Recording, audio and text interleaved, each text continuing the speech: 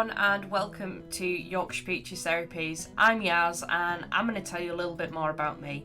So this is my family. I have 3 dogs, that's Lily, Rodney and Peggy.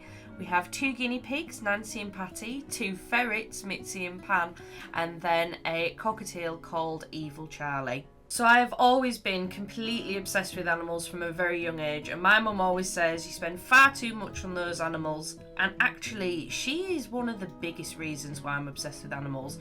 Her dog Bella, I'm pretty sure she loves her more than me. This is also a picture of my mum confronting a man who had a pigeon in a carrier bag, so I don't know how she actually dares say that I spend too much time on my animals because it's kind of her fault. I even watched my mum perform CPR on a hamster, so you can tell where I get it from. I've always found that I've had a really deep connection with animals, but most predominantly with dogs. Here on the left hand side you can see at the tender age of 2 I am manually palpating a Labrador's stifle joint. That is just a joke, but you can see how long I have been surrounded by animals. And yes, my dogs were part of my first dance, and yes, raw feeding was actually mentioned in my husband's wedding speech too. I left my job in corporate and I became a dog walker. I left a stable wage to go outside in all weathers and just spend time with dogs. This is something that I did successfully for 3 years, but after losing my own dogs Snoopy and Penny, I knew I still wanted to work with animals, but I had to take a change in direction. So that's where I trained up as a canine massage therapist. Now seems like the right time to introduce you to Snoopy and Penny. 2 of my greatest teachers and dogs that I miss more than words can ever describe. Not forgetting my wonderful guinea pigs, Lupin, Tyrion, Rosie and Juno too.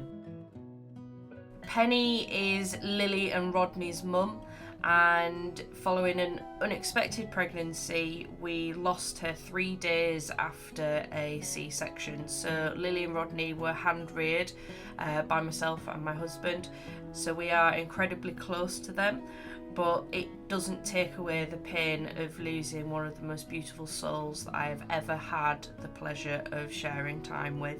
Even though our time together wasn't as long as I wanted, she still taught me so much and came to me during a very dark time in my life, and I am forever grateful for everything she brought to me. Then there's Snoopy. He was a rescue dog and we were his 3rd set of owners due to ongoing medical complications. He had horrendous food intolerances, which was initially treated with steroids, and that steroid usage then led to diabetes, so he had to be injected twice a day for the rest of his life. It wasn't just the diabetes that was the issue, it was all the cascading ailments that came with it that plagued his life, along with chronic yeast, tooth abscesses, lumbar tail, ulcers on his eyes. He ripped his nail off once just walking in the park. This dog was not thriving, he was surviving, and I wish I knew then what I know now. Having to make the phone call for the vet to come out was one of the most difficult decisions I've ever had to make in my entire life. Losing Snoopy, it wasn't fair, it wasn't his time, and there was so much that I could have done differently which could have changed the outcome, but by the time I realised he had already gone, and by the time the vet came out, there was really nothing more that we could do for him, and we had to help him on to the next part of his journey. I found the missing piece to Snoopy's puzzle, and it wasn't ultra processed food, it was fresh, real food. It could have made all the difference for him. It really is that straightforward, feeding as nature intended. Not only food, but herbs, emotional connection. What other holistic therapies can we add, not just to our dogs, but to our animals' lives?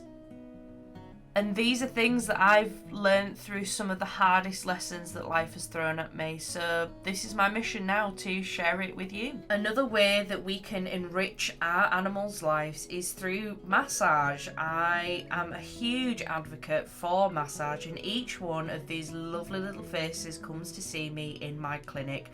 Cases can range from, well, predominantly pain management is what I specialise in, but I also work with emotional well-being and then conditioning of sporting dogs as well. There's something for every single dog that comes to clinic. It's not just a case of your dog has a massage and off you go on your merry way. This is about education. How can I help you as pet parents learn about longevity, healthy lifestyles for our animals, tools to be managing at home, signs of silent pain, all of this empowering you to be your dog's champion. And I'm merely a guide. I'm just here to help you along the way. Through my work, I've been able to connect with some of the most incredible people in the canine holistic industry, all of us with the same mission, and that is to empower pet parents to make better decisions for their dogs. And I'm lucky enough to call some of this crazy bunch my friends. And not forgetting the hours of CPD. So CPD is continual professional development, and that is just me burying my head in books, attending lectures, this constant hunger for knowledge. It's not just about getting your base qualification and that's it. Every day is a school day and science is ever changing. So making sure that I am up to date with relevant research is super important to make sure I'm bringing my absolute best to the dogs that come to see me. It's incredibly humbling to be trusted to work with a member of your family, and it's you that inspire me every single day. It's every dog that comes into clinic that pushes me to be the best therapist that I can be. The resilience and love of our canine companions is something that is truly inspiring and fills me with joy every single day. As the old saying goes, time spent with animals is never wasted. Continue to nourish your dogs with species appropriate food, massage and compassion. Take care for now. Love, Yaz.